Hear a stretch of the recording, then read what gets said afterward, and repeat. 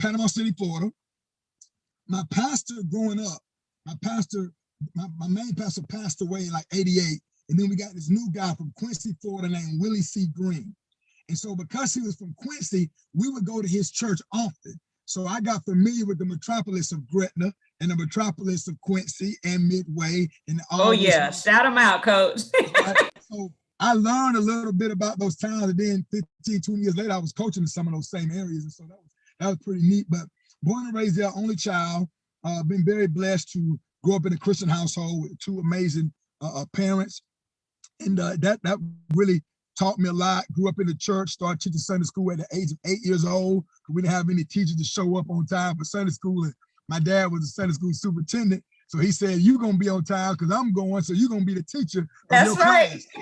So I taught my Sunday school class from age 8 all the way till I went to college. And so those are good times. And I went to Rutherford High School in Panama City, graduated in 96, ended up going to Northwestern Oklahoma State University, playing football there on scholarship and part of the NAIA National Championship in 99. That was great times there. And went on to play some arena football, and that was great. And then I got into coaching and teaching. I've been athletic director of 3 schools. I've coached a little Division I and Division II college football. I've been the head coach of 7 high schools and head coach of like 5 different sports. And so through that whole journey, this guy named Richie Marsh, I met him in 2006. I met him in 2003, but I coached for him in 2006 in Thomasville, Georgia.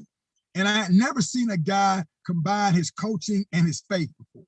I've heard guys talk about coaching, heard guys talk about the faith, but this guy was like Jesus Christ with a hat and whistle. Like he was so tough and so demanding and was a disciplinarian, but he was just a guy that never put his faith down, never compromised his beliefs. And I said, man, I want to be like that. So he changed my whole way of thinking. I was a guy that was a coach, that was a Christian, and I became a Christian coach because of his leadership and his example. So after that happened in 2006, my goal then was to become a head football coach. I think I can have more influence. And if I was an athletic director, I can have even more influence. And so that's kind of a little bit about me. I'm married, been married 17 years to Tanika.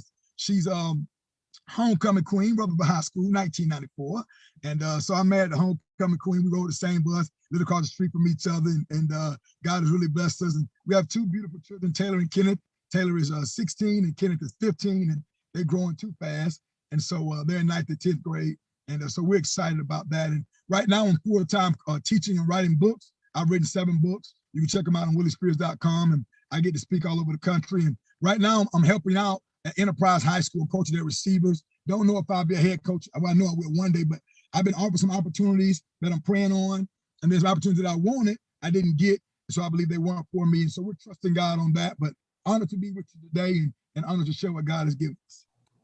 There is just so much joy and excitement that exudes from you. And I believe in matched energy. So you were talking about my energy, but it's because when you talk to people like that, you know, it matches it. You can't help but be excited. And as y'all, my listeners know, I'm a country girl. I always talk about Gadsden County, Florida. So now you see the connection on why I was super excited. He's roaming all through the parts of where I grew up. And we were talking a little bit about when we got started, and he was just talking. It reminded me of Coach Yo at Ole Miss. You were saying that, you know, a lot of times when people believe in Christ and, you know, we are, you know, on the front line for them, they feel they have to have this stoic image, that they can't just be real. But one of the things that I love about you and what this mission is trying to do is allow people to understand that, yeah, we love God, but God, you know, God loosened up some too. You know, it's okay to have some swag for Christ. It's okay to have energy and have fun with it, because at the end of the day, it's those things that pull people through.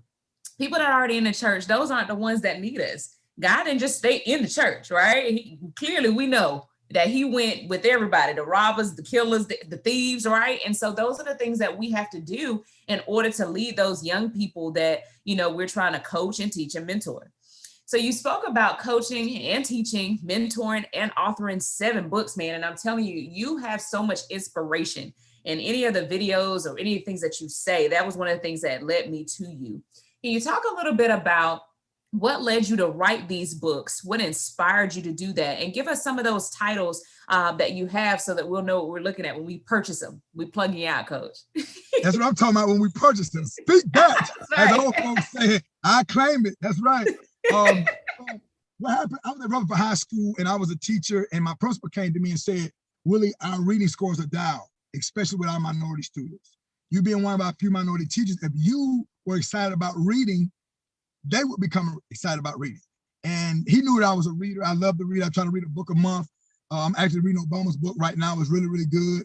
And so I was like, well, you know, I'm not really trying to do the reading thing and trying to be excited about that, because I was caught in this box. If I'm a coach, I can only be this, this, and this. You know, I can't be this thing. I was just, because that's all I had seen. And so it took a while, but eventually I got into what he was saying. I started a book club, and the books were just boring. Like, it was, golly gee, Joanne, let's go to the sock hop tonight. And the kids were like, oh, this lame. Don't nobody talk like that. So over spring break, I wrote a book. I wrote it out on my computer, and it wasn't great. I didn't think it was great, and I passed it around. Well, I put it in a binder, and these kids started stealing my books, coach. They stealing books. Then my boy, Warren Jones, called me from a hair salon. He's like, what up, Spencer? What's up, man? He said, why you didn't tell me you wrote a book? I was like, man, I ain't write no book. He said, man, you wrote a book. I said, I didn't write a book, Warren. He said, you embarrassed? I said, bro, if I wrote a book, I'd tell you I wrote a book. I said, what made you think I wrote a book? He said, everybody in this hair salon is talking about your book, talking about why you let the girl do this and why they end the book this way and when's the sequel coming out. And I was like, what are you talking about? He said, I'm talking about Keisha's Dilemma. And he started telling me about the girl, and he knew the characters. And I was like, how y'all get my book? And a lady that worked in their daughter took the book, took it home, told her mom about it. Her mama took the book to work, and everybody at work started making copies of my book. It was just 45 sheets of paper. They made copies and started passing the book around. They said, you got to get this thing published. So that kind of started my journey with it. So we've written some fictional books about young girls. The book Keisha's Dilemma is rewritten in Pastor's Predicament. It's about a young girl that grew up in a very Christian household, and she starts dating this quote unquote thug behind her father's back, her mother's back.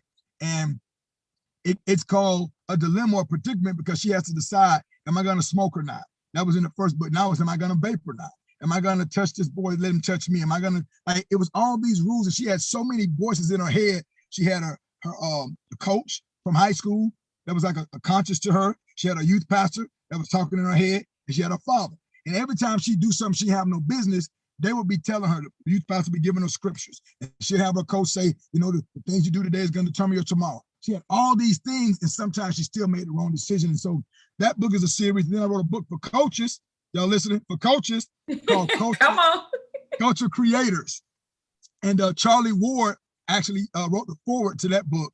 So we're really excited. He joined us on that project. It's called Culture Creators. It talks about how to build culture in your program. So, Coach, if I walked in your gym and I saw girls jogging, I saw them not touching the line, I saw them talking back, I saw them wearing different colors, I don't need to know anything else. I know everything I need to know right then. Your culture is going to speak to me before I even barely get into the room. In the book, I talk about how if I see rat droppings in your gym, I don't need to see the rat or the mouse. I know that a rat or a mouse has been there. And so I can look at your culture. I can tell what you work on. I can tell what you emphasize. I can tell what's important to you instantly. Now, you may try to change because I'm there, but the girls are going to let me know. Just like in the classroom, coach, you know, when you get evaluated, you tell everybody, y'all act right. We'll have a fun day on Friday. If y'all just behave. I was an administrator. I even found out a teacher had a trick. Coach, she told them, everybody raise your hand on every question. Every question I ask, I want everybody to raise their hand like, ooh, pick me. Raise your right hand if you know the answer. Raise your left hand if you don't know the answer. But whatever you do, raise your hand. And I'm in there evaluating her as an administrator like, man, everybody's engaged in this class. You're talking about data-driven instruction. Like, she got this thing down pat. Come to find out one of the students snitched on her. And he was mad at it. He was like, man, we ain't know none of them answers to them questions. But my point is, your true culture comes out. And I wrote about that in the book. How do you define your culture? How do you get the culture that you want? And then I wrote a book called Transforming Your Life from Good to Great. Daily Nuggets of Wisdom. Is kind of like a devotional, kind of helps us walk through our finances, through our relationships, things of that nature. And then I write an article for newspapers every week. We put all those articles in one book. That book is called Spears Makes His Point. And then my last two books, well, the last one is called Who Was Hawk Massalina? My great-great-grandfather was the first Black man to live in Panama City. And I wrote a children's book about him. So that book's exciting. And my daughter, Coach, my daughter who's an athlete, my daughter wrote a book at the age of 15 called Spears Makes Her Point. So come on, sweetie. Website. Yeah, you need to get her on here. Go to our website, WilliSpears.com.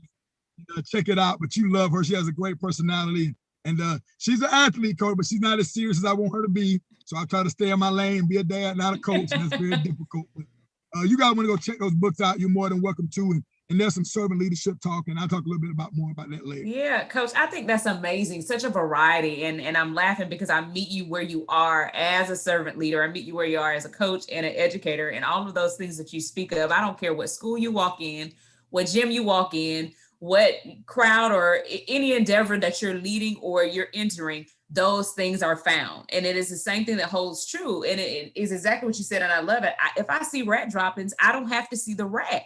And you're absolutely right about that. Every single time we can try to put a facade, but at the end of the day, that is the thing, especially that young age group. You know, when you try to instill culture and values into your program, and they're going to rebel, they do that, and you have to hold the line. And, you know, I was talking to Coach Lavelle Moulton a couple of weeks ago, and we just dropped him on the pod. And, you know, just amazing servant leader in his own right. And one of the things that he talked about is that it's okay to be demanding. A lot of times these young people are getting just a cut of a break from the parental side, the leadership side. As their coaches, when we see them as often as their parents, we have to be demanding. And are they going to like it? No. Are their parents going to like it? No, because they're the ones that's coddling them. But at the end of the day, that culture has to be built. You cannot miss the mark on that. You cannot pull, you know, all right, well, today, okay, maybe not. No, it has to be consistent. And I'm so thankful that you have those out there. So I'm definitely supporting. When we get off, I'll definitely go take a look at them. All our listeners, make sure you do that too, because this brother knows what he's talking about. You know, Coach, there's a lot of faith that has to come with doing all of these endeavors. And granted, you know, there's some mountain moments and there's some valley moments that I always talk about on here. Can you talk a little bit about your faith journey and, you know, the start of that? Some people start in different places. Some start when they grew up, some start later in life. Can you talk a little bit about your faith journey and how your faith kind of drives you in every aspect of your life? Great question. Like I said, I was young when I started Sunday school. I was 15 years old, gave my life to Christ, and definitely haven't lived a perfect life. Still isn't there yet. I was at a funeral today, and they were saying that graduation is when you die. So in the faith, you don't graduate. You don't say, I figured it out, I got it out. No, I'm still learning. I'm still growing in my faith. But I got saved at a young age. And at a young age, I got to the point where I wasn't ashamed of my faith. I wasn't embarrassed to say I'm a Christian. I wasn't embarrassed to say I'm a believer. Even if you said, yeah, you're a believer, but I seen that note that you wrote to Keisha. Now, who the Christian now? I'm like, yeah, I'm a Christian. I need to be delivered, saved, set free, prayed for, but I'm a Christian. I got to grow in some areas. And so it started out really young, and I went to college. I was involved with FCA, involved in FCA in high school, Fellowship of Christian Athletes. That helped me. But what really helped me was these two gentlemen in my church, David Presley and Lorenzo Martin. They were in their 20s. They were in the military, and I was like 15. And me and the pastor's sons, we really looked up to those guys. I mean, we really admired them. And I saw them walk with the Lord at a young age. Like my daddy was saved, he was old. Deacon Davis was saved, he was old. Deacon Barnes was saved, but they were old. Like these guys in their 20s. Brother Martin, who later became a deacon, he had a Prelude with mirror tint on the bottom. They had J's on. They had thump in their car. Like I was like, man, you can be fly and be saved. You can have drip and be saved. Like you can be like I didn't know that. So I was like, man, I don't have to wait till I'm 40 to get saved. I can get saved. So that really helped me. And what is that principle has been my principle my whole life now. I think all of us should have a mentor and a mentee. Just like Paul mentored Timothy, we should have somebody that speaks into our life, that can call us out. I ain't talking about the little fake, what are you struggling with, Coach Spears? Well, I need to read my Bible more. No, I'm not talking about that crap. I'm talking about what are you really struggling with? Like who's sliding your DMs? When's the last time you fasted and prayed? When's the last time you read so we need somebody in our life that's going to stretch us, that's going to pull us, that's going to be our coach. See, I believe if I coach you, you're going to be better because you was in the program that God put you in under me. You're going to be better. I'm going to make you better in some way. If you play for me, I'm going to make you better. So we need somebody in our life that's going to pull us and stretch us and make us uncomfortable. At the same time, we need to be pouring into somebody else's life. And that's why I enjoy the ministry of coaching so much, because every day you have an opportunity to pour into somebody else's life. So for me, my faith journey has been just that. Everywhere I've been, we've done Bible study. coach. I've even washed my coach's feet, like literally. See, I believe true servant leadership is example, of course, is Jesus Christ. And what did he do when he was at the Last Supper? He's the most powerful person in the room. Like you, coach, you got all the power. Are we gonna run man or zone? You gotta ask nobody. You make that decision. What are we gonna do for workouts today? What are we gonna do for conditioning today? Like when you were the AD, when you're the principal, when you're the president, when you're the superintendent, you have all the power in the room. You're the pastor. Like, what do you do with that power? You can fire people, you can hire people, you can be mean, you can be sweet, you can be assertive, you can be aggressive, you can be passive. Like, what do you do with that power? What Jesus did with that power, he got on his knees and he washed their feet. And one of those jokers in there, Judas, was gonna sell him out. So he washed the feet of somebody he knew was talking behind his back. He knew they was gonna steal from him. Yeah. He knew was gonna lie. He washed his feet anyway. He washed the feet of Peter, who he knew was gonna lie and say, I don't even know him. Who he knew was gonna cuss and say, man, I ain't never met dude before. He still washed his feet. So what I'm saying is a true servant leader is a foot washer. Not a person that's trying to get more likes on social media, not a person that's trying to be seen more, not a person with a brand new profile pic every day, not a person with the nicest car and the nicest shoes. Nothing wrong with those things. But our goal should be to chase Christ. And what he did, he laid on his knees and he washed the disciples' feet. So when somebody says, describe at my funeral, describe Coach Spears, I want him to say, man, that dude was a foot washer. I don't want to say he was a great speaker, he was a good coach, he got coach of the year. You know, that one year they had that real good team. I want to say, man, this dude was going to serve. He was going to put the chairs up. He was going to sweep the floor. He was going to mop the floor. He was going to clean the toilets. He was a servant leader by his actions. And to me, that's what I hope my prayer journey becomes. And it is that I'm a foot washer. I'm not too big to do the small details, because if Jesus was working in the school, he wouldn't be the principal. He wouldn't be the AD. He'd be the custodian. If Jesus worked at your school, he would be the custodian. He wouldn't want the big titles. He wouldn't wear a suit every day. He'll have a little thing with his little name on it and say Jesus right there. And he'll be saying, y'all pick up your paper. All right, baby. Or the toilet overflow. Somebody threw up. Don't worry, I got it, baby. That's who we need to strive to be. We need to strive to be foot washers. That's a true servant leader. Now, in a second, I'm about to start throwing stuff at you. You're a country boy, so you know. Because that is golden. Like, oh my goodness, you're so right. There's so many things picked out of that. One, to the younger listeners and even the older ones, when you servant leaders are foot washers, not fan chasers. How often do we try to do, I was listening to Steve Harvey, his like inspirational nuggets, like 9 minutes in the morning for my podcast listeners. Go ahead and listen to it. And he was just talking about how we think that we're failing because we are comparing our actions to what the world asks for us to do. But how often do we sit and ask God what he's called us to do?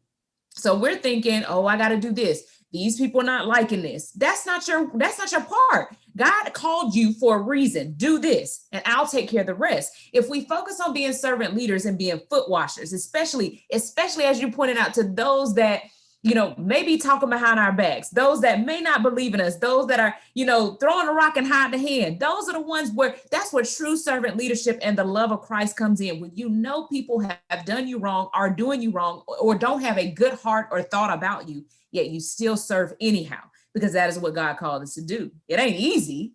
I ain't saying that. But at the same time, too, how often does God continue to bless us and forgive us? And we know what we do. Ooh. And all folks say you meddling now. You meddling. Yeah. Meddling. But I mean, Coach, come on now. And that's what I tell people. It's not, well, Chelsea, I'm just saying, she wasn't right. You're absolutely right. I know, not people. I'm not right to people. People not right to me. No one is perfect, but the one that we serve. But what I want you to say is, for that very moment where you feel that you just can't continue to be God-like, think about the next time you need him to forgive you. God, please forgive me, and he says no. All right, check ourselves. Coach. Real quick, Coach. I'm coaching the Jefferson County. Kid named Breon Crumity. Breon was a stud on their team before I got there, but they were 1-9. They were horrible. So my first year there, we were blessed. We ended up in the Final Four or second round thing. And it was a small school. They was on the 4 rounds to the state championship. End up a couple years later, they won the state championship when I left. Great team, they did a great job. But he started acting a fool, wouldn't act right, wouldn't do right, wouldn't work hard. And so I said, look, man, you got one more opportunity, you go off this team. I'm sick of it. but coach, you got me playing offensive line. I've been a running back my whole life. I've been a linebacker my whole life. I said, yeah, but y'all haven't won any games that way. So it's not about you, it's about us. We need to play offensive line. So he wouldn't do right, he wouldn't do the drills, he late to practice, he pitching the fit, acting up. So I ended up letting him go. So you've gotten yourself kicked off the team, you're off the team. So he goes to my wife with the guidance counselor. So a couple weeks later, my wife come to me, and we haven't had a big win. My wife said, can I talk to you about Breon? I said, whoa, baby, we don't do that. You ain't talking about the kid. No, nope. We're in the bed, coach. We laying in the bed. Can I talk to you about Breon? How did dude sleep in my bedroom? No, you cannot. She said, he's sorry. He wants you to forgive him. I said, baby, nobody forgiving him? You should have thought about that. You're a front runner. No, Breon is through. You should have thought about that. No lie, coach. Had a dream that night. I was face to face with God, and God said to me, you the man, you the head coach, you the AD. If you ain't gonna forgive him, you ain't gonna forgive him. That's your thing. But remember that when you come ask me for forgiveness. Woo! And I felt the pressure on me, and this never happened to me before. God gave me the Bible verse. I got up in the middle of the night. I went in the living room. I think it was in Luke. I turned to the Bible verse, and the Bible verse, and I've given many sermons on forgiveness, but this Bible verse, the only time I found it, might have been a Mark, but it says, with the same measure which you forgive, I'm gonna forgive you. So God was saying, look, bro, you do your thing. I'm a gentleman. I'm not going to pressure you. If you don't want to forgive him, don't. But just remember that when you need forgiveness. Coach, that morning, I went and found that joke in the lunchroom. I gave him a hug. I said, man, welcome back to the team, man. We so happy you back. You're going to be the captain this week, man. God is so good. Welcome back, Breon. And he ended up signing with Concordia and going to college. But I'm telling you, I learned that lesson very, very tough, that I need to forgive because I want to be forgiven. Hey, and won't he do it? Like I tell him, he doesn't make me wonder when he tells me something. It's blatant. When God speaks, it's blatant. It's not what I think he said. And like, shout out to Coach Jada Williams, who said, calls him God whispers. He doesn't whisper, he yells. He talks in full tone. I'm trying to tell you this. No, it's not anybody else. It's me. Now, what you gonna do? And I think that's golden, Coach, because so often it is hard, right? It doesn't mean that person wasn't wrong or that we're not trying to, but even in my program, same thing, you know, and my godmother, she's on our staff. And so often she'll say, Chelsea, I know, but I just think about this now. You know, I'm like, yeah, but you know, all right, but just think about this. And it really does pierce your side because you think about it and you say, okay, now if the shoe on the other foot, and when I mess up, and I looked it up for you, it's Matthew 7:2, for in the same way you judge others, you'll be judged with the measure you use, it will be measured to you. I think that's golden, Coach. Thank you. Let that one breathe for a minute. Because we've been guilty of it. No doubt. I've been guilty of it. Yeah. Yep. That's Coach, yep. You already dropping gems over here. I'm sitting over here making the bracelet to put on when I drop this pod. You know, there's so much going on in this world today with our young people and even us adults and as coaches, just trying to find the strength and the endurance to keep doing this in a world where, like I said, it's not easy. You know, these young people, we always say that they're different, but why are they different is the question I tell people. Okay, they may be, but why? Have you ever asked yourself why? And things are ever changing and they're dealing with things that, you know, as an adult, sometimes I look and I'm like, would I make it through that? You know, and so can you talk a little bit about, as a coach, as a leader, as an educator, when we have our hands on people, right? How can we make sure that we're not running on E and burning out in the midst of the job? Because it's hard. So how can we make sure that we stay energized and fill our tanks in that? And how do you fill your tank as you're trying to fill other people? My goodness, Coach, I'm telling you, that question needs to be asked to all of us regularly. In the book, shameless plug, Coach, in my book, do you think Transforming Your Life from Good to Great, there's a chapter called The Leader Needs a Pour. And I talk about when I used to be a server, and I knew this, I would get a good tip if your glass don't ever hit empty. I could mess the order up, I could get the food out late, but if you stay filled and not thirsty, I'm gonna get a good tip. So, but I realized if my pitcher of tea was not full, I couldn't fill your glass of tea. So I had to go to the back and fill up my pitcher in order for me to fill up your glass. So if I'm leading my team and I'm not getting filled, it's just empty. 1 Corinthians chapter 13 says it's a sounding brass and a tinkling cymbal. So what love does, when you lead out of love, you fill people up. You fill their cup up. They can overflow. And the truth is, we can't minister unless we're ministering out of the overflow. You can't, Coach, think about the anxiety you feel when your phone is on E, your phone is like on 10%, and your car is on E. Think about that anxiety. You're driving and your car, you're in the country now. You where you from? You ain't got a good signal, and you're on 10%, and your car on E. And it's like 2 a.m. because you come back from a game or a tournament. You're trying to figure out, is the gas station going to be open? Like there's anxiety because you're on empty. But that's your fault, Coach, for letting your phone get that low and letting your tank get that low. Yeah. I don't snap on my wife unless I'm on empty. I don't snap on my children unless I'm on empty. I don't snap on my team unless I'm on empty. So I can't allow myself to get empty. So what I do, Coach, I set up opportunities to grow in my faith. So every morning I read my Bible, have a quiet time, listen to a biblical podcast, listen to a sermon every morning. Periodically, I won't say every day because sometimes my Bible study end, I put myself in a Bible study. Coach, I was in a Bible study this morning with John Gray, the famous pastor. And I'm gonna be honest, my flesh, I didn't really want to be in a Bible study with him. For a lot of reasons, stuff I've heard, but not just that, but I wasn't a big fan of his. I love TD, I love Joel Osteen. There's some people I like he in circles with, but I wasn't dying to get on this call. But the guy over it, a friend of mine, Lee Jenkins, a pastor in Atlanta, he was like, man, make sure you jump on this call. So I was like, all right, man, I get on it. Most amazing Bible study, conference, Zoom, talk I ever heard in my life. This joker cried like a baby for probably 20 minutes of the 30 minutes he talked to us. I'm talking about so transparent, I hope it never gets out. They're talking about putting it out for every man to hear because men can grow. I don't know if it should be. Like it was, I needed it. I put myself in those. So I'm in that Bible study. I'm in a Bible study with, you ever heard of Pastor Jensen Franklin? It's some guys at his church, a guy named, the guy name is Michael Thurman, one of his pastors. He put me in that Bible study. So I'm in that Bible study every Monday. I do all these things, Coach. I go to church every Wednesday night. I go, not during football season, but when it's not football season, every Wednesday night. I go to church every Sunday.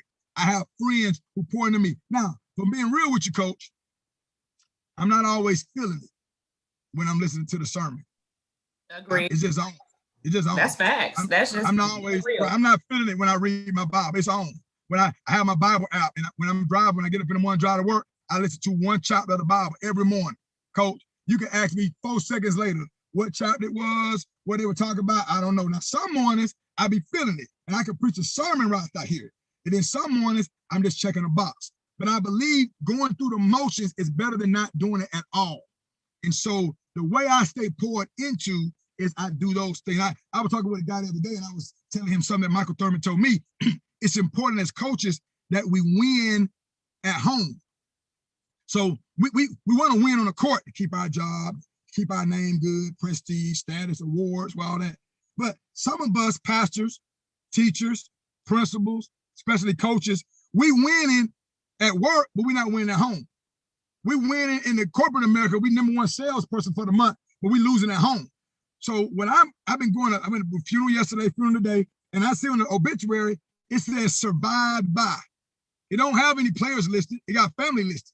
So we got to win at the house. And that's one of the things I'm guilty of. I can tell you right now, Coach, my thesis statement is faith, family, football.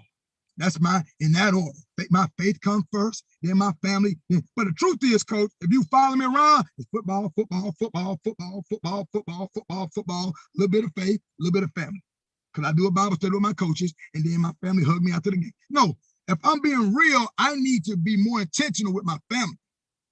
I need to be more intentional with my faith. I don't need to go through the motions and show up for the sake of showing up. So you ask the question, how do I stay filled up so I can pour into others? I'm intentional. I write it down. I make sure I'm a part of a Bible study. I just don't think it's just going to happen.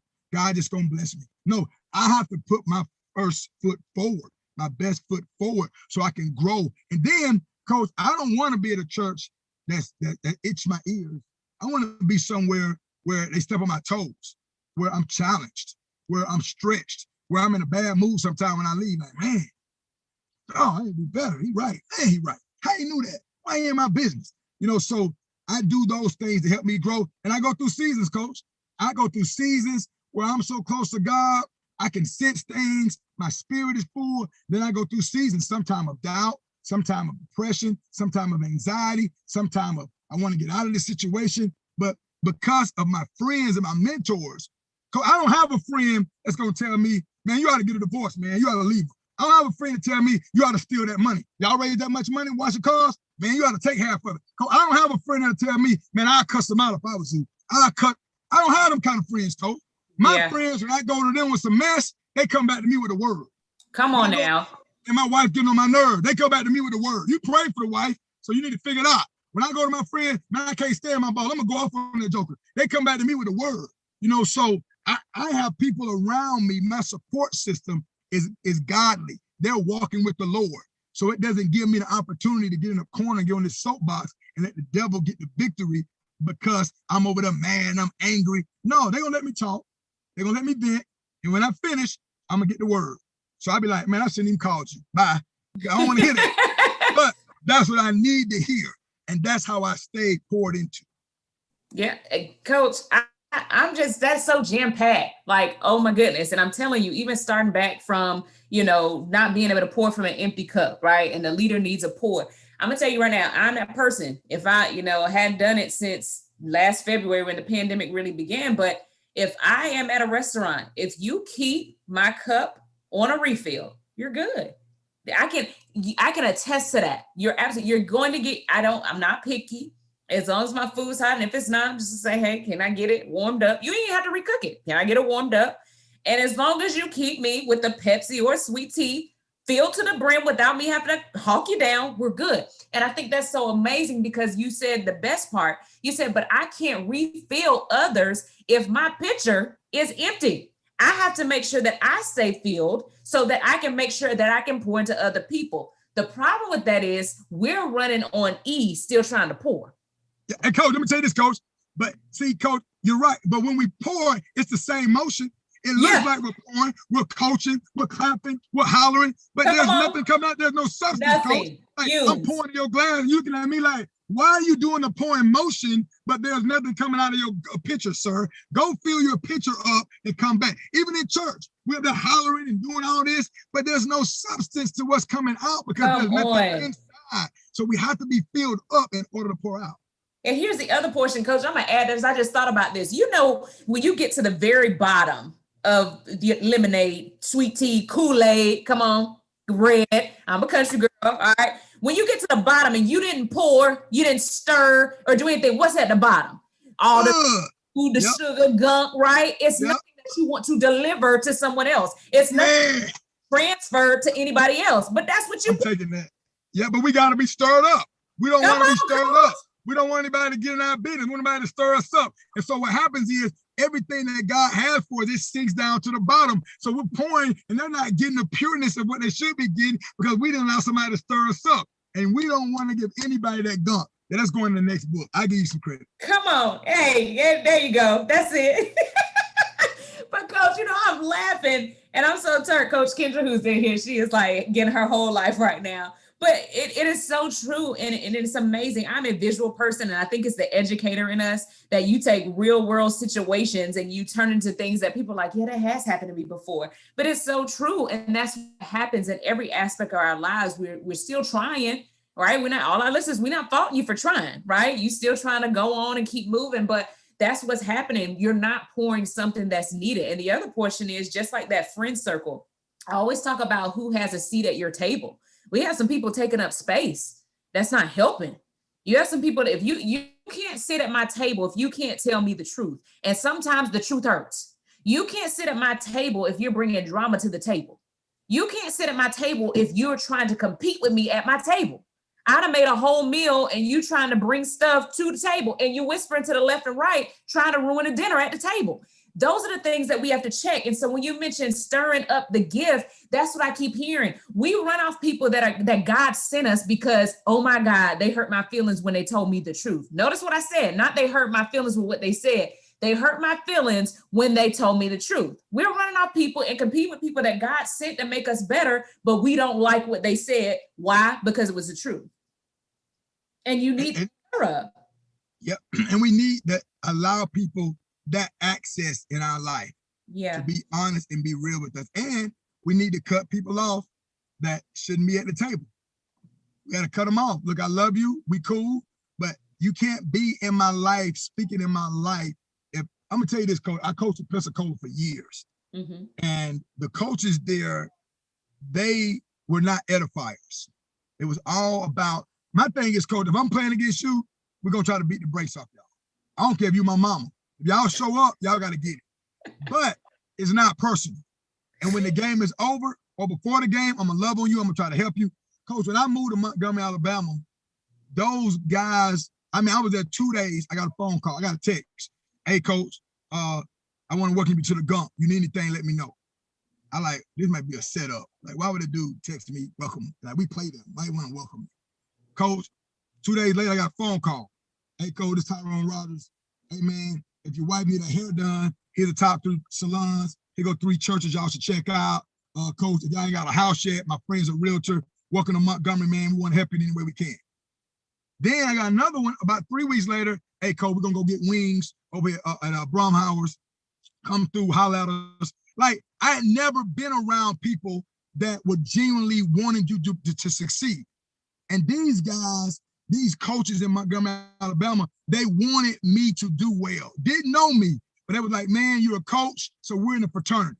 We're together. We're in a unique fraternity. So we're going to look out for each other. Now, the night that we play each other, we're going to try to smash our head in. Y'all try to smash our head in. But we're in the business of loving on children, and we want to help you do that. And so I say that to say, I had to learn, I want to be that guy. Not the guy like in Pensacola where guys were trying to backbite you, undercut you. So what I started doing, coach, if I knew a guy in football started off 0-3, I started reaching out to him. I didn't talk football. I just started checking on him. If I knew a basketball coach started out 2-7, I started reaching out to him, loving on him. Hey, what's up, coach? Everything good? Hey, man, meet me at Chick-fil-A, man. Get you some nuggets. And so I learned a lot of us have a lot of fake friends when we're winning. But when adversity hits, we find out who really at our table. And some of the folks at our table saying, I should have been the head coach. She don't know what she's doing. I wouldn't have done that. What we look like running man against them. This is so stupid. And then when I come around, okay, hey, coach, how you doing, coach? Hey, then they want to go around. So I learned a long time ago, I don't want to be that person because it's easy to be that person. I mean, Stephen A. Smith makes $11 million a year just to second guess people. So everybody wants to second guess. And so but I don't want to be one of those. I want to be a guy that uplift you, edify you, love on you. Like, coach, look at Coach Krzyzewski. Great coach. Them jokers under 500. Like, it can happen to anybody, coach. Any of us can have a bad season, a bad day, a bad week. So I learned a long time ago that I want to be an edifier. I want to lift people up. I want to love them.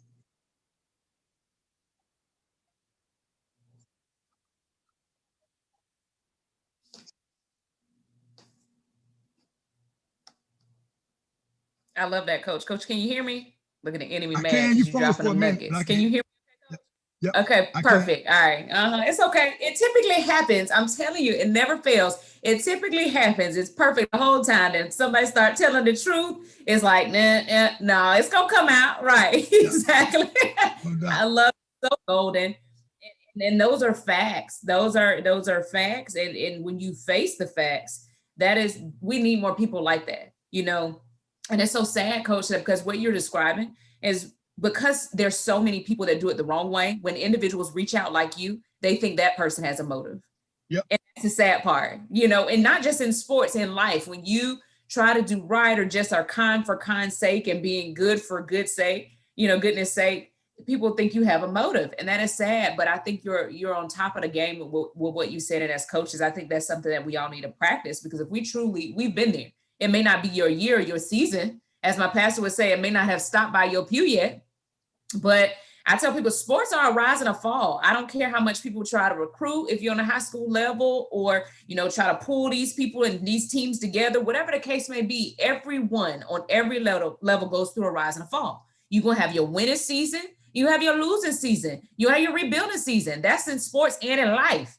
So you just have to remember that when you're in your winning season, please be that same person, because when it turns around for you, right, on the high and the low rise, that goodness is what shines through.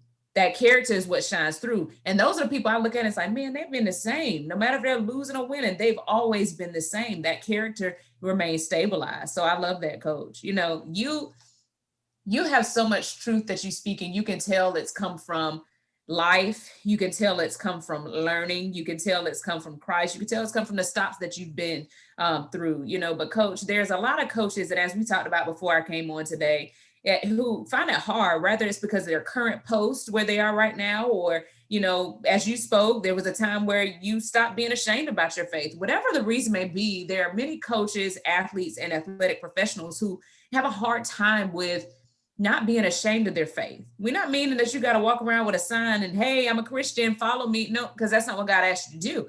But what he is saying is basically to let your light shine so that they may see my good works and glorify me in heaven. He did say that at the end of the day, he just wants us to go to all you nations and preach the gospel. Understand that doesn't mean let me get my Bible and give a sermon. That literally, my gospel, my ministry is just in my walk and doing some of the same things that you just said. So coach, can you give us a little bit of encouragement and some, kind of what I want to say, some nuggets on helping coaches? I always say working to normalize coaches and athletic professionals of faith. How can we normalize this thing to where we don't feel ashamed or afraid or, even, shall I say, feeling like I can't be a follower of Christ because of the job title that I hold? I think it is rooted in fear. And we know that God is not a God of fear. Yeah. I think we're afraid of what people are going to say. We're afraid that somebody's going to say, well, I know he's done this, this, and this. I know she does this, this, and this. So they can't say out loud that they're a believer because I know these things about them. What I've learned recently is a hypocrite is not a person that says one thing and does another. That's a human. Like I say, like I tell my kids, this year I'm not going to text and drive. Well, that lasts about 3 days. I got to work on it. I'm not good. So I don't think that's a hypocrite. A hypocrite is a person that says one thing but is another thing. Not one act, but you say one thing, but your lifestyle is totally different from what you're saying. So I think we get that confused. And you know this, coach, you can't have a leader on your team that's going to tell me, let's say you got a girl, she plays guard, and she's screaming at everybody. Y'all need to work hard. Y'all need to get your hands up on defense. Y'all need to get back on, y'all need to set the screen. But she never comes to practice. She comes to practice once a week. You can't open your mouth and get on us. You don't even show up half the time. That's right. So I think we're afraid to speak up about our faith because we out loud live against what we say we believe. So we have to, as the folks say, have a come to Jesus meeting with ourselves. Are we really convicted when we sin? And is there fruit that comes from our walk? If there's no conviction, if I can cuss you out and it don't bother me, I might not be saved.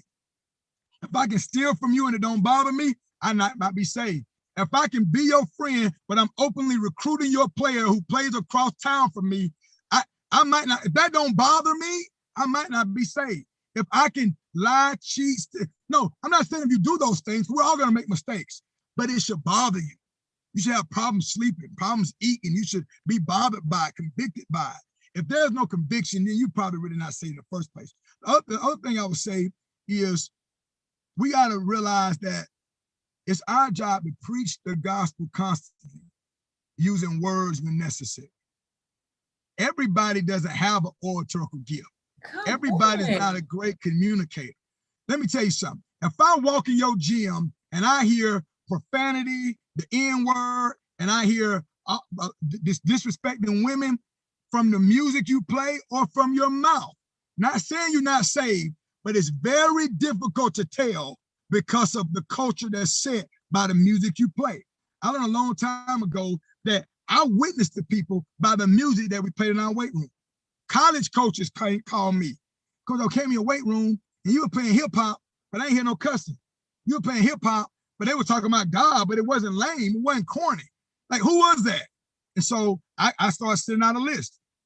Look, I'm not saying if you listen to Young Jesus, you're going to hell. I'm not saying listen to Little Baby gonna see in hell, but there is other music that goes with what we're trying to teach. We're not trying to teach, watch me, watch me, watch me, watch me. The Whipping Nene song, the whole lyrics was watch me, watch me, watch me, watch me, watch me, watch me. I told our guys, I said, guys, we don't want anybody to watch you.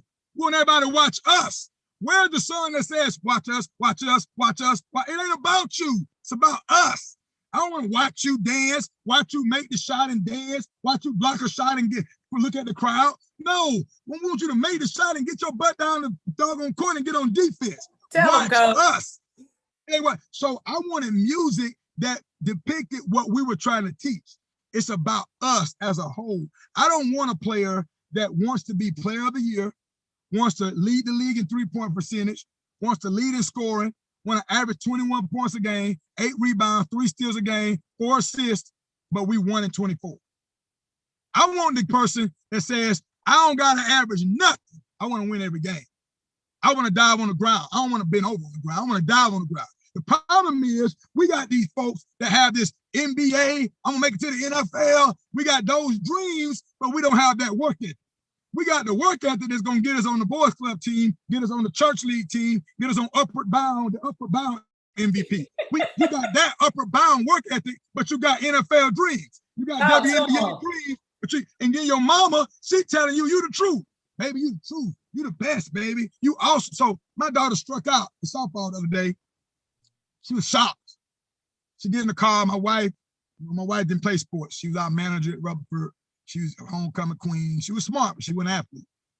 She said, baby, it's gonna be all right. I'm playing on my phone. Baby, it's gonna be okay. Keep your head up, baby. I'm on my phone. Baby, you just gotta keep working hard, baby. I'm on my phone. Keep God first, baby. I'm like, they ain't got nothing to do with why she struck out. That's what I'm thinking. So then she said, in the back, she know not to ask me. She know not to ask me. She put a little iPad, AirPod things in. So we almost to the house. She say, Dad, what do you think? I said, Tay, I think you're going to strike out for the rest of the year because you didn't put no extra work in. During the pandemic, we never went to the batting cage. You never. So let me tell you something about sports, Tay. Your personality ain't got nothing to do with it. Your walk with Christ ain't got nothing to do with it. Only thing your walk with Christ going to do is help you give your all as working unto him, not to man. Other than that, God, the ball in the bat and the glove honors work ethic. It don't honor personality. It's Black History Month, you black. It don't honor none of that. It honors the equity, the time put in. You sat on your butt and watched Netflix during the pandemic when you should have been at the batting cage putting work in. You should have blisters on your hand. You should be in a bad mood. That's how you get better. So I'm not psyched you struck out. I'm not sad you struck out. You deserve to strike out until you put the time in. And that's the same in our spiritual walk. My friends are like, man, this temptation killing me. You ain't spend no time with God. Of course the temptation gonna kill you. So we have to work, Coach. There's no substitute for hard work. Coach, you may be a better coach than me. You may know more X's and O's than me, but you're not going to outwork me. Because while you hunting and fishing, I'm grinding. While you at the club, I'm grinding. Like, I don't have a hobby. My hobby is the Bible and my sport. And I like to speak to help people. So I'm going to outwork you, but that only happens when we're intentional about putting that time in. And a lot of us don't want to share our faith because we haven't put that time in with God. So we're not fluent. We don't know the scripture. We feel uncomfortable. We get embarrassed because we ain't spent no time with God. But then when we get sick, when somebody got corona, when somebody tired, now we want everybody to pray. Now we want everybody to come to God. No. It doesn't work that way. Get off the bench, get in the game, get in the Bible. You know what's right, and allow yourself to be coached by someone that's further along in their faith than you are. Or you're going to always strike out at the plate and be shocked every single time. Now my mic is unmuted, but I'm just going to sit here for a second. Lord have mercy. Straight heat. I'm telling you, because for me, it's, you know, the young kid said, it's the this for me. It's the truth for me, right? The no holds bar for me, because that's it. And I'm laughing because I always tell people, I'm like, no, I don't want my kids to play basketball. They're not going to make it. I'm telling you. And it's not even about talent level. It's exactly what you talked about. I was, you know, I was good. I wasn't the best. I was good, but you weren't going to outwork me. I tell anybody that. And I'm blessed actually to coach where I went to school, you know, and our new boys basketball coach, shout out to him, Dante Guinea. He's doing amazing things with our boys. And I honestly want to say is our all-time leading scorer. I don't want to make that wrong, but I think I'm right. But again, he's now coaching where he went to school and played. And one of the main things that we tell our young ladies and our young men when we stand in that gym and we may be shooting and just talking to one another is y'all won't ever outwork us. You just won't. And that's the difference between then and now. We stayed in the gym. If the coach, for whatever reason, we had practice and we want to get, no, coach, please, can we get one more hour? We stayed playing. If the gym wasn't open, we gonna go find another gym. If the gym not open, we going outside. You were not going to outwork us. You're not gonna outwork me now. My knees don't hold up like they used to, but I tell them, all right, hey, it took me about 3 weeks to recover this time. But I had to show them. And I told them, I said, this person, coach, right? But when I play you, I'm not your coach. I'm your opponent. And I asked one of the players, I said, now tell me, was there a difference? She just started laughing. And it was like yeah, you're right. Because you're not going to beat me and outwork me.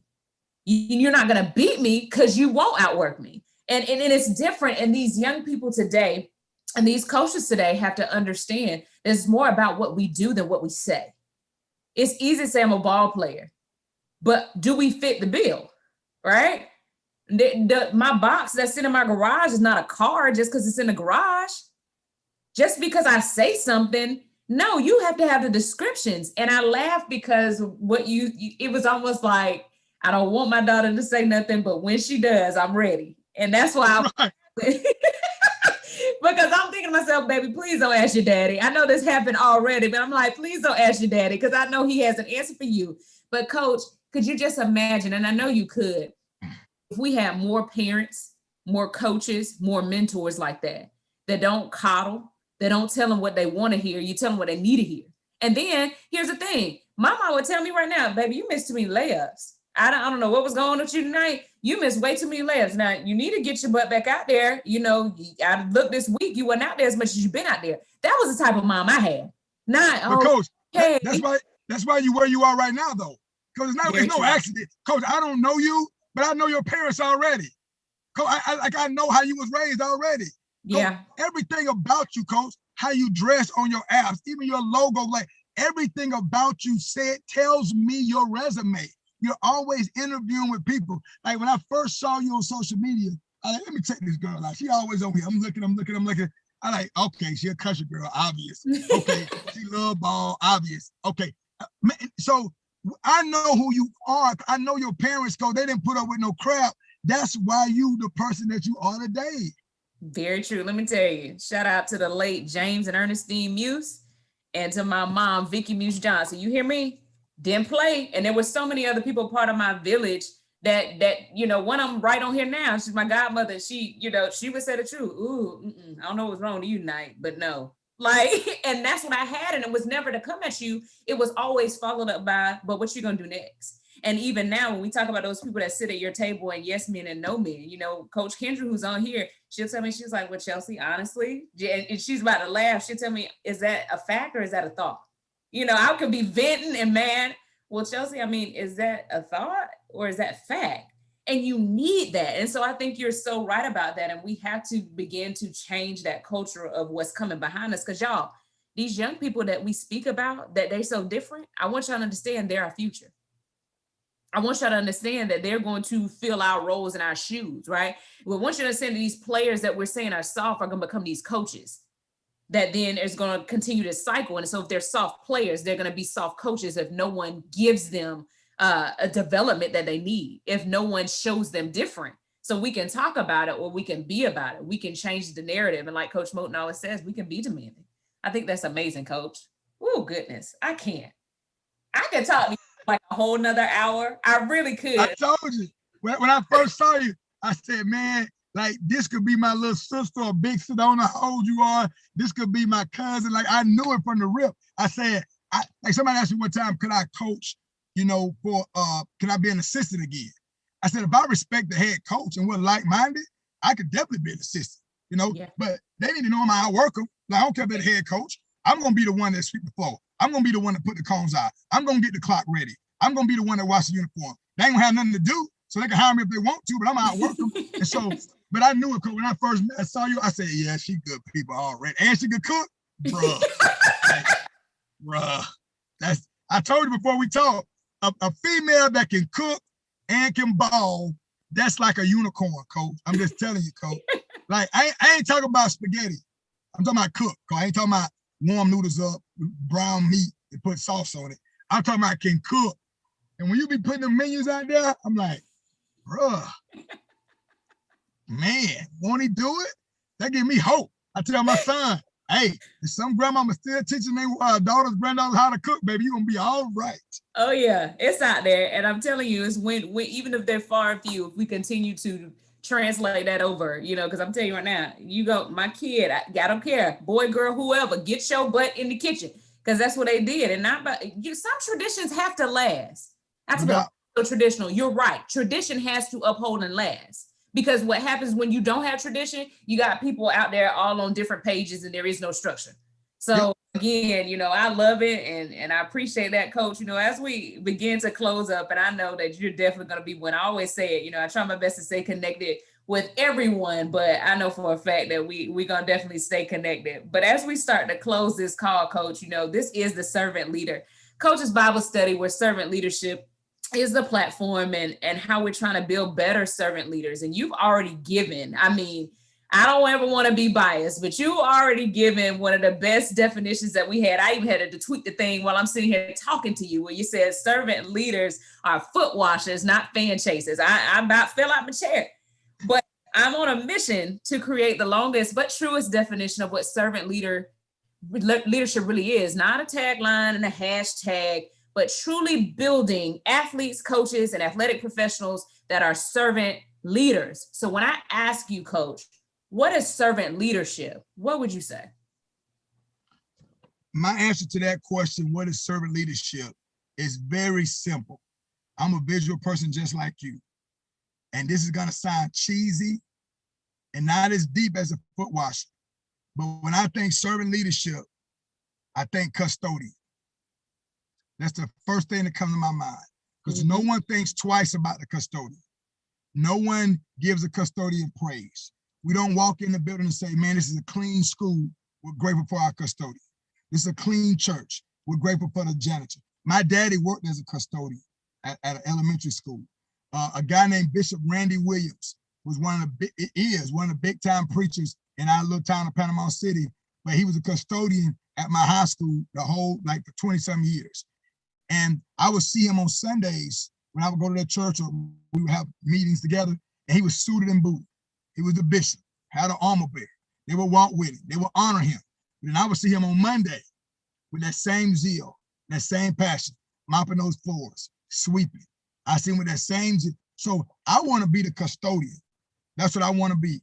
I thrive to be the mop and bucket guy. And to me, that's servant leadership. And to add to that, we have to be uncomfortable. Jesus was a servant leader. He was uncomfortable on the cross. That's how we get to heaven, because he had to be uncomfortable. Our problem is we want to be comfortable. We've made it. We're the head coach now. Our picture's in the paper. We're on the news. We want a nice office. We want people to come in and tell us how great we are. I learned this, Coach. There are two positions available in our life. There's a humbler and an exalter. Two spots. If I humble myself, God will exalt me. But if I exalt myself, God will say, you know what? The exalting is already taken care of, so I guess I'm gonna have to humble with it. So I'm gonna humble him. He's gonna go through something that's gonna humble him, because I'm supposed to humble, but I'm supposed to exalt. He already done that. So, Coach, for me, if you're on your team and we're going back and it's a 2-3 and they coming down, and I'm supposed to attack the person with the ball. If somebody's already doing it, I need to do somebody else's job. In football, I tell our guys, don't have two butts in one hole. So if you got B gap responsibility, but somebody already in the B gap, well, you don't go in the B gap too, you go in the C gap. Well, they're going to have a long run. You make him right. Don't go in the hole and then say, Coach, I'm just doing my job. Be smart. Don't be a robot. Go in the other hole. So if I exalt myself on social media, in my life, in my marriage, if I go around, I'm the man, I'm this, I'm that, I'm all that, God gonna say, cool, since you're doing the exalting, you only can take yourself so high, but since you want to take yourself up there, I will humble you. But if I humble myself, then God will exalt me. And that's what happened literally to him. He was on the cross, beat, buried, humbled, but then he was exalted when he ascended into heaven. And he's a true picture of servant leadership. I just can't with you. I just can't. Like, so plain, but so powerful. And I don't mean plain like it's bland, no, because it's all parts of seasoned, okay? But you write the vision and make it so plain that it's like, you know what? I never saw it that way. And I immediately, when you said, and servant leadership to me is the visual of, I want to be the mop and bucket guy. I'm going to tell you this before we get off. My grandfather was the maintenance supervisor for multiple schools in Leon County schools and at FAMU, right? And I will never forget this. So my current principal, he was just getting to Godby, and my grandfather had passed. Actually, the end of this month will be 3 years. So on his obituary was his picture. Him didn't know, but my principal actually showed up to the funeral. He came up, he said, I can't stay long, but I wanted to support and check on you. Warmed my heart, was so excited about that. So didn't see him, was off for a little bit. The very day that I came back to work, he came up to me, he said, Chelsea, this is crazy, right? He calls me coach. He said, Coach, this is crazy. He said, I was rushing, but I wanted to support you.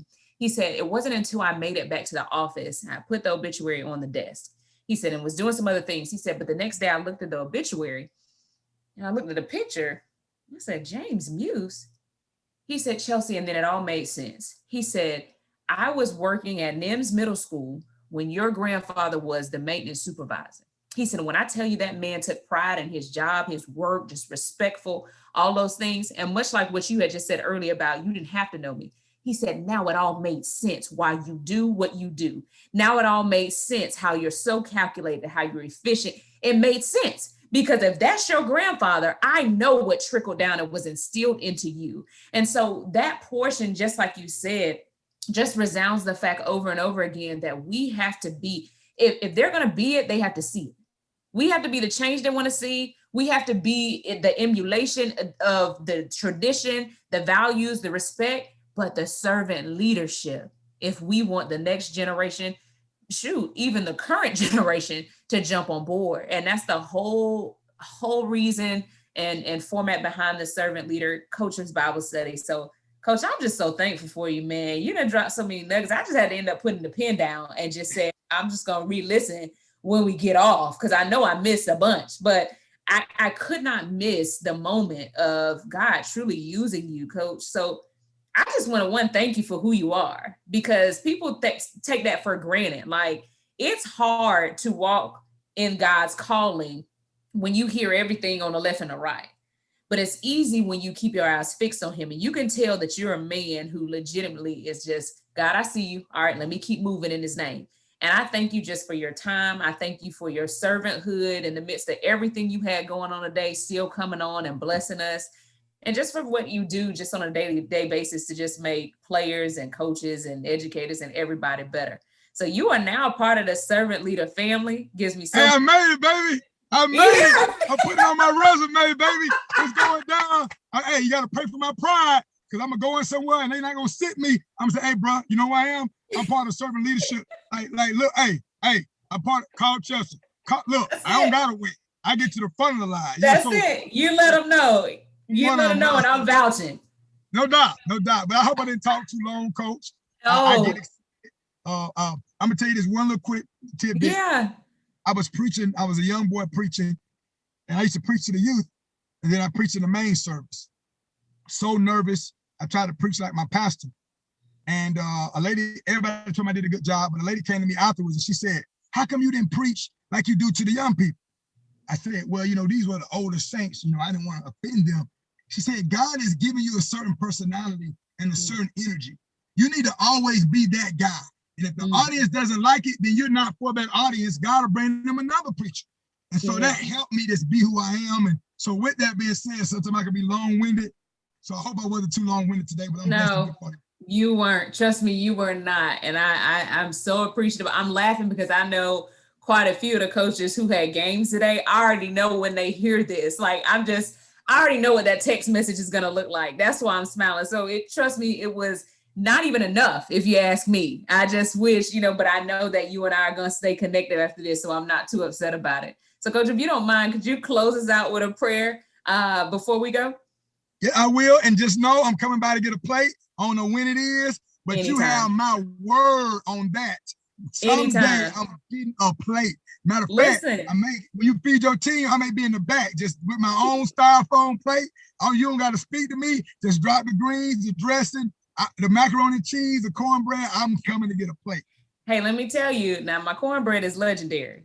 I'm just gonna go ahead and put it out. Oh, don't do that, Coach. Cornbread. I'm just telling you, most people they think cornbread is the unsung hero. I'm telling you, because it's just for what people have, it's just cornbread. I can do without it. I have perfected and just my cornbread is servant leader cornbread. I'm just telling you, it is blessed cornbread. So I got you. Okay. One thing, you just make sure your pitcher is full, okay? No doubt. I get it. Let us pray, Coach. Lord, thank you so much. What a great time, fellowship. Lord, you said with 2 or 3 are gathered in your name, you'll be in the midst, even on a Zoom call. So, Father, we didn't see your picture pop up. We didn't see your name pop up. But, Lord, we know that you were on the Zoom call, and we thank you for that. Lord, I'm a flawed vessel, but, Father, you love me anyway. Lord, you saved me anyway. Lord, you let your son die for me anyway, and I'm grateful. Lord, we pray that this podcast and all the other ones bless people. Lord, we pray that it elevates them, that it encourages them. Lord, we pray that it gives them what they need to keep on keeping on. Lord, thank you for Chelsea. Thank you for her ministry, Father. My friend calls it the whistle ministry, where us coaches get to minister to these young people. And pastors are important, but they see their coach every day. And Lord, we have too much influence. In this country, coaches should not have this much influence, but we do. May we use that influence to lead them to you. Father, more than a scholarship, more than straight A's, because their body's going to shut down one day, their mind's going to shut down one day, but the soul is going to live somewhere forever. May we be concerned. May we be convicted. May we be bothered when they are not saved, when they are not learning of you. And Lord, some of us have to plant the seed. Some of us have to pull the rocks away from the ground before the seed can be planted. Some of us add the water. They may not get saved from 30 years from when we coach them. But Lord, may we do our part while we have them underneath our influence. May we show them Christ, and may we forgive them as you forgive us. Bless this time we've had together. Bless those who are on the call. Exceed our expectations. And Lord, may we honor you in our word and our deed. In Jesus' name we pray. Amen. Amen. You are something else. We're going to stay connected, Coach. I appreciate you. Already know when we drop this episode, it is truly going to help, empower, and save someone. So I just thank you for who you are. I'm proud of who you are. And I thank you for now being a part of the Servant Leader family. God bless you. Give me a shirt made. Servant Leader, baby. Let's get it. You be good, Coach. We'll talk soon.